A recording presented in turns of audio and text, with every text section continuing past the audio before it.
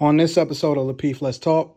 So now she's 50 years old. She doesn't have any skills. She's got a 20-year gap in her resume, and her, she doesn't know how to use an iPhone. Let's say she's really old school. She's 55. She's gonna need some help, and she's gonna need some help for a long time. But that's typically not what you're seeing these days, where the woman hasn't been in the workforce for 20 years. I mean, what you're really saying is, you got a couple, you got a married couple, they got a couple kids, they both work, and they're both rocking and rolling. So then where is this need for alimony, especially if you consider how much generally people are making? I mean, what are people making in this society? 40,000, 50,000, 45,000 a year? Like, I can get her a sign-up bonus. I see the gas station right up the street is doing sign-up bonuses. That's exactly for right. anybody that's trying to get a new job. We can get her up in this world. We're gonna get her up to speed ASAP. Mr. Lead Attorney, can I ask you a quick question? I don't mean to cut you off, but I wanted to address something that you just said. You mentioned that back in the day, women used to get full custody, but wasn't there a time right before that men were typically getting custody? And that's when the laws changed, where we started giving it to women. Well, it's interesting because whenever the fathers would get this custody, the burden really would fall back on the mother anyway, because again, the fathers would be working, right? And a lot of times women did not have the ability to socially climb. And so even if the father would get the custody in the name, right? Who has custody? Well, in the paperwork, it says the father, but who's really taking care of the children? It's the mother, right? And so we want to distinguish between, what's on paper and then what's happening in reality. But it wasn't like the fathers were, doing 40 hours a week, 50 hours a week, 60 hours a week. The mothers weren't working and the fathers had the kids. Usually the mothers would have the kids in reality. And so the laws kind of shifted to reflect that reality, right? Which didn't bother the fathers too much, because again, it was a different time and fathers were, a little bit more old school, a little bit more masculine, felt like the kids were better with the mom, and the mothers would raise the kids. But now it's different. In 2021, fathers expect to be in their children's lives as much as the mothers. And so if you go into court, let's say you're married, Ken, I don't know if you're married or not, but if you get divorced, there's going to be a high chance, if you have any kids. Married to who? There's going to be a high chance that just off the rip, just because what's between your legs, you are going to be favored in having custody of your kids. Now, how is that fair? Yeah. It's not fair at all. To the men. But so can I ask a question? Hold on.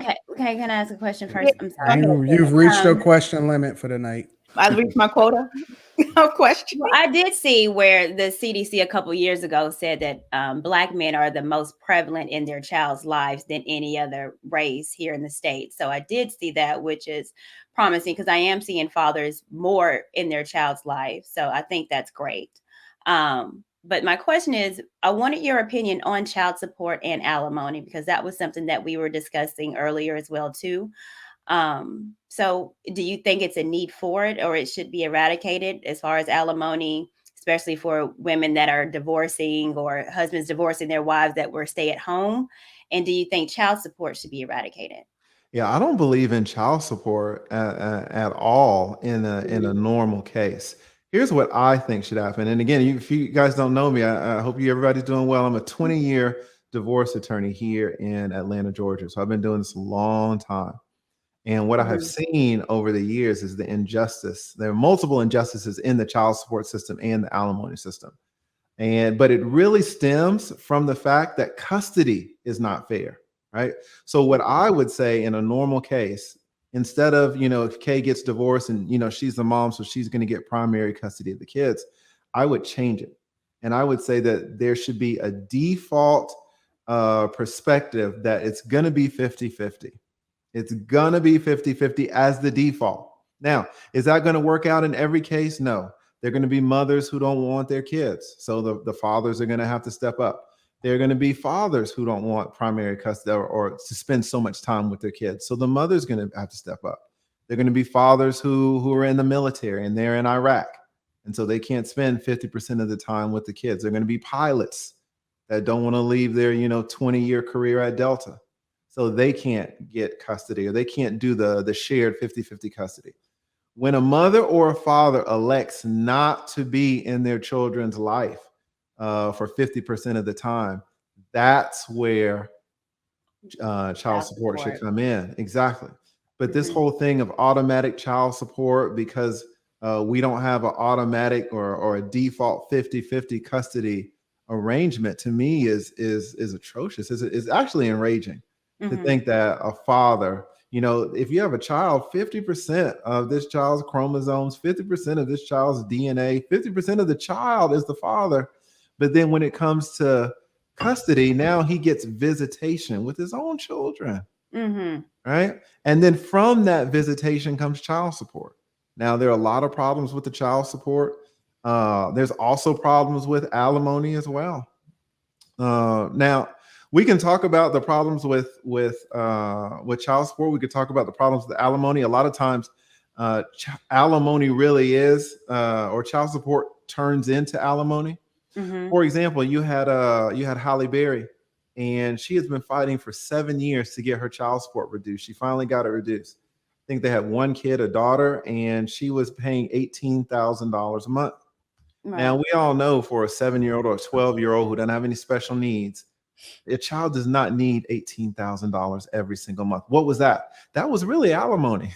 Maybe 2,000 of that was child support, maybe 3,000, but it was child support, but it was really alimony. It was alimony in the disguise of child support. Should there be alimony? Sometimes, if you have a woman who, let's say you have a woman who's been married for 20 years, and the husband is kind of old schooled and said, you're not going to work and you're going to take care of the 4 kids. And then, so there's nothing in the woman's name, and she's been out of the workforce for 20 years. And the husband decides, I'm just giving you the prototypical case. The husband decides to upgrade her, right? It happens. Right. So now she's 50 years old. She doesn't have any skills. She's got a 20-year gap in her resume, and her, she doesn't know how to use an iPhone, let's say. She's really old school. She's 55. She's going to need some help. And she's going to need some help for a long time. But that's typically not what you're seeing these days, where the woman hasn't been in the workforce for 20 years. I mean, what you're really saying is, you got a couple, you got a married couple, they got a couple kids, they both work, and, they're both rocking and rolling. So then where is this need for alimony, especially if you consider how much generally people are making? I mean, what are people making in this society? 40,000, 50,000, 45,000 a year? Like, I can get her a sign-up bonus. I see the gas station right up the street is doing sign-up bonuses. That's exactly right. For anybody that's trying to get a new job, we can get her up in this world. We're gonna get her up to speed ASAP.